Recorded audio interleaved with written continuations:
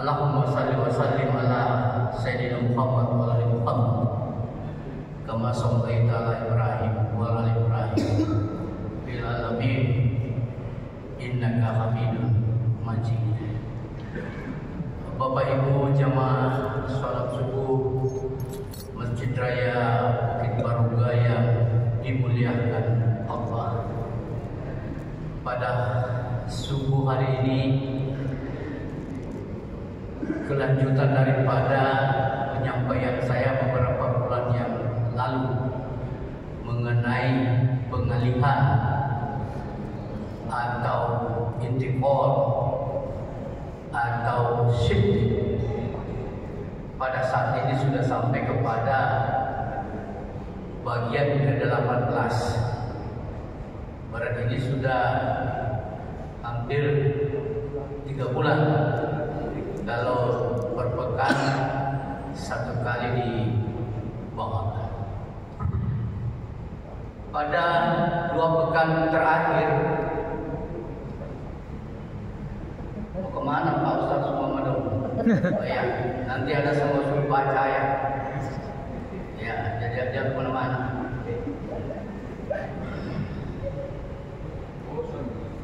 2 pekan terakhir materi kita adalah mengenai sustainability, kesinambungan. Lalu kemudian pada pekan terakhir kemarin kumulatif. Pada hari ini adalah komprehensif. Sustainability itu kemarin pekan lalu kita mengaji kepada surah Al-Asr wal Asr yang meliputi 3 ayat. Wal Asr demi masa, lalu kemudian wal asri demi masa, sesungguhnya manusia merugi kecuali yang bertakwa, menegakkan kebenaran dan menegakkan kesabaran. Waktu itu berkumulasi. Dia berkumulasi. Waktu tidak putus-putus. Dia berjalan lurus. Dia kumulatif. Sehingga yang kemarin itu bukan lagi. Sekalipun besok ada matahari. Tapi waktu itu berkumulasi terus menerus sampai menyambung. Jadi sustainability and kumulatif. Dalam konteks itu manusia merugi andaikan tidak memanfaatkan waktu, karena waktu berjalan lurus dan tidak mengenal atrek. Oleh karena itu diingatkan oleh para ulama kita untuk senantiasa melakukan introspeksi, muhasabah setiap saat. Introspeksi, muhasabah setiap saat. Iqra kitab kafa bi nafsikal yawma alaik hasibah. Hisab dirimu saat ini sebelum Allah menghisab. Kita memiliki waktu untuk masing-masing mengintrospeksi diri setiap waktu. Jika tidak, itulah janji Allah. Sesungguhnya manusia merugi. Pada hari ini bagian ke-18 komprehensif. Sering ada yang bertanya kenapa saya menggunakan tema-tema berbahasa asing. Karena saya ini akademisi berlatar belakang umum. Saya memahami beberapa teori-teori, memahami beberapa temuan-temuan. Dan kalau saya baca dan kemudian mentadabburi Al-Quran, saya menemukan apa yang selama ini saya temukan di luar. Termasuk dalam hal ini komprehensif. Komprehensif itu berasal dari bahasa Inggris yang artinya luas, menyeluruh, teliti, dan meliputi banyak hal. Jadi komprehensif luas, meliputi banyak hal, teliti.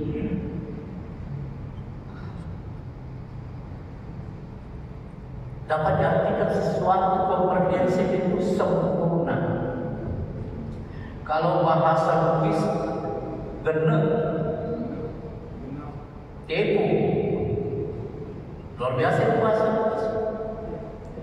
Genep, tepu. Kalau kita biasa membangun rumah, selalu ada tidak selesai. Bangun masjid selalu ada tidak selesai. Orang Bugis bilang genep, tepu, tidak, semua sudah selesai. Itu komprehensif.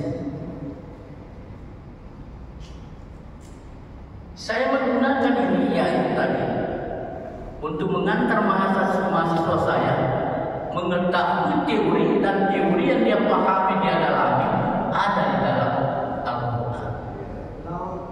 Ya, ada di dalam.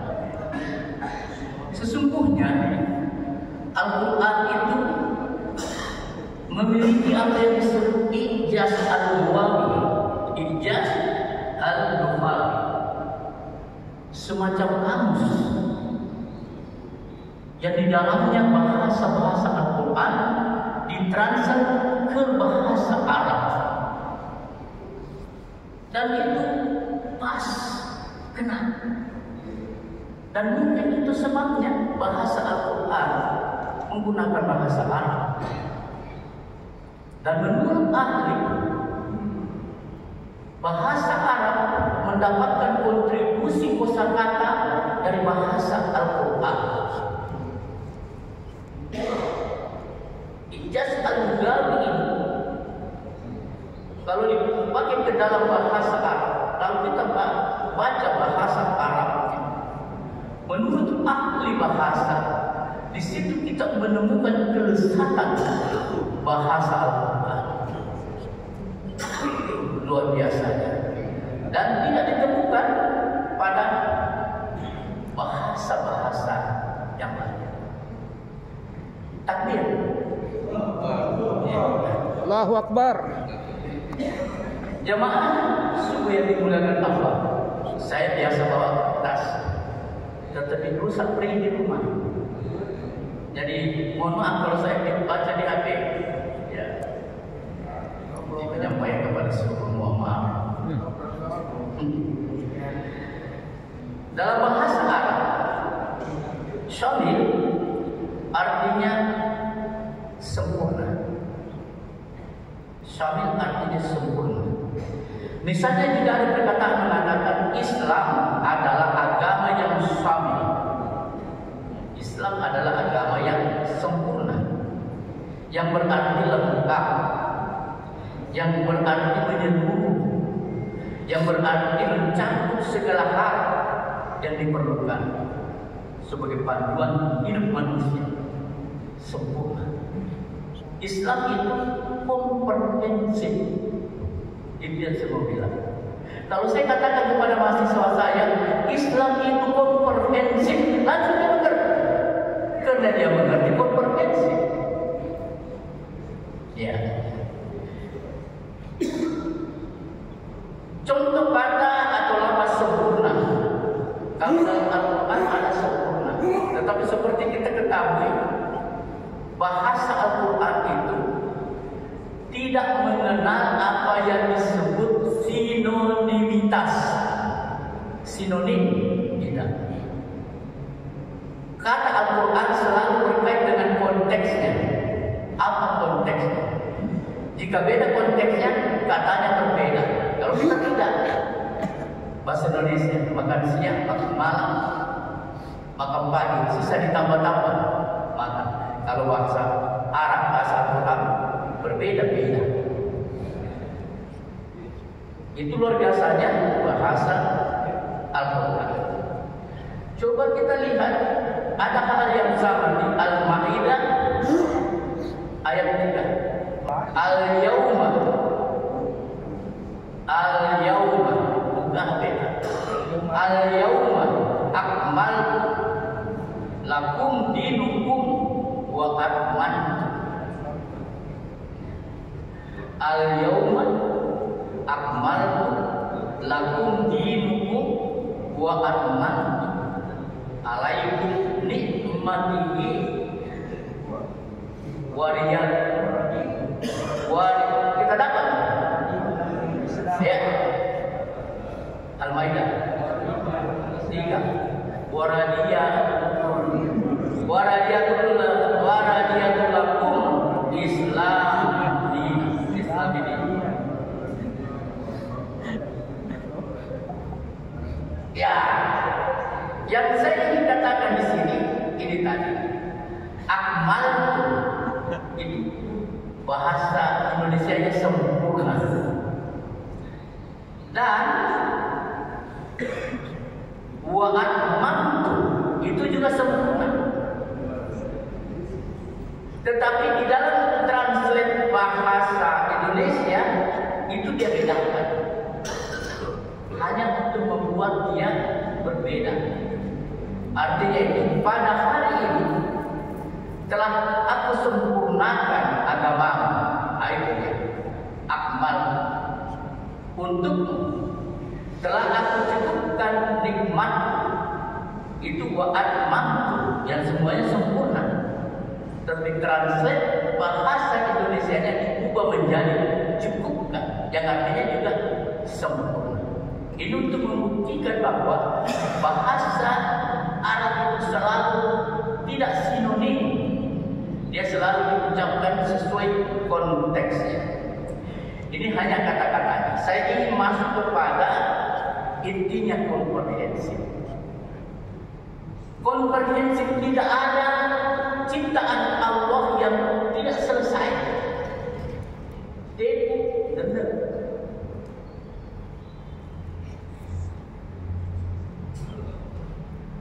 Susunan tubuh manusia yang seimbang, yang telah menciptakan lalu menyempurnakan kejadian dan menjadikan susunan tubuhmu seimbang. Al-Insan ayat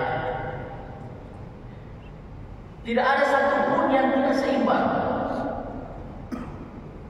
Yang menciptakan 7 langit berlapis-lapis, tidak akan kamu lihat sesuatu yang tidak seimbang pada ciptaan Tuhan. Ini Al-Mulk ayat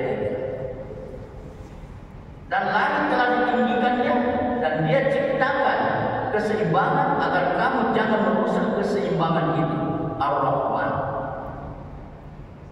ayat 7. Tidak ada titik celah pada penciptaan Allah. Komprehensif. Ada satu ayat 5 di Ar-Rahman, Asy-Syamsu wal Qamar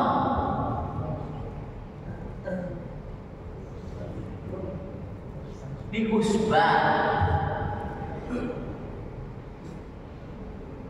Beredarnya matahari, bulan itu teratur, komprehensif, tidak pernah tertunda, tidak pernah tidak jadi. Itu ciptaan manusia, ciptaan Allah. Astagfirullah. Lihat. Lainnya dibaca. Tunggu Pak ya, komprehensif. Nah, kita lihat ada tafsir. Tafsir dari Ibnu Katsir mengenai Ar-Rahman ayat 5 ini. Bahwa bukti bahwa segala pengaturan dan kekuasaan Allah sudah diperhitungkan sedemikian rupa. Tidak ada satu makhluk pun yang mampu menandinginya. Diciptakan secara teliti sempurna. Apa yang saya mau bilang di sini?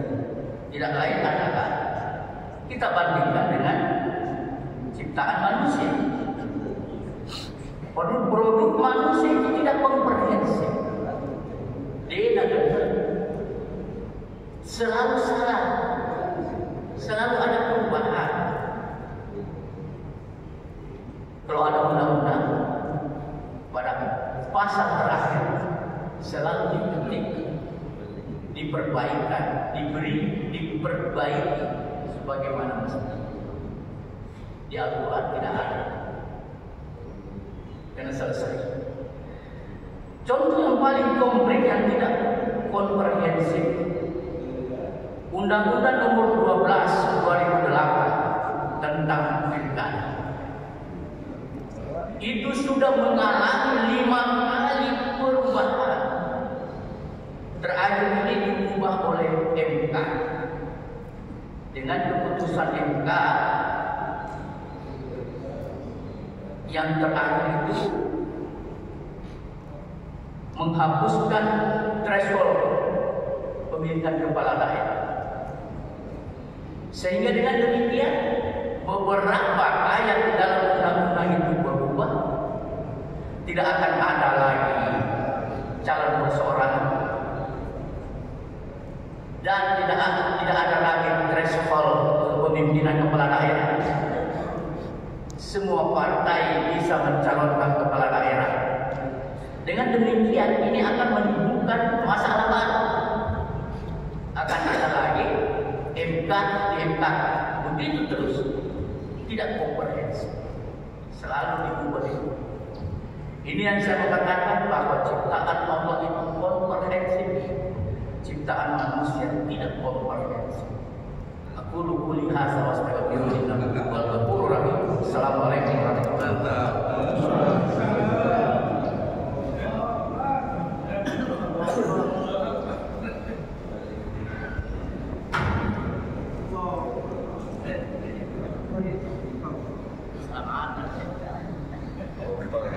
Ya.